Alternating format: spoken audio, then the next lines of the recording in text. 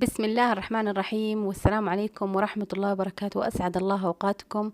وصفتنا لليوم راح تكون فتوش الباذنجان، سلطة جديدة جميلة عجبتنا، إن شاء الله تعجبكم، وهي لذيذة جدا جدا. وراح أختصرها لكم في فيديو قصير جدا وعلى طلب الأمهات.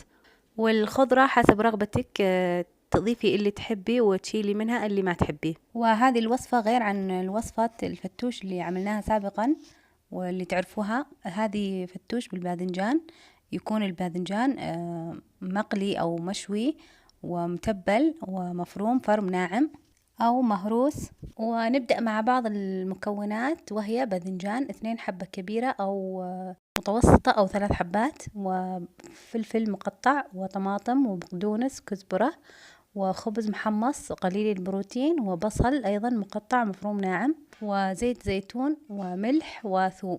والكمية حسب الرغبة أو حسب عدد أفراد عائلتك، لأنه حلو نشارك أولادنا بأكلهم حتى نفتح نفسهم على الأكل. ونقشر الباذنجان ونقطعه إلى صغير ونقليه في الزيت، أو ممكن نحمره في الفرن. والخبز أيضا ممكن نحمره في الفرن أو نقليه حسب رغبتك. وهذه هي المكونات جاهزة. نهرس الباذنجان بالشوكة أو بأي أداة عندك، ونهرسه بهذا الشكل، ثم نضيف عليه بقية المكونات جميعها: البصل والفلفل الأخضر المقطع صغير، وطماطم أيضا مقطعة صغير، والبقدونس والكزبرة، والكمية حسب رغبتك، وزيت الزيتون وملعقة الملح، وأيضا ملعقة الثوم.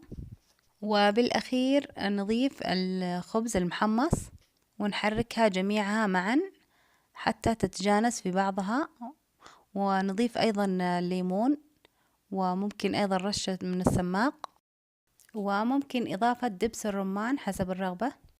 وتقدم بألف هنا وعافية.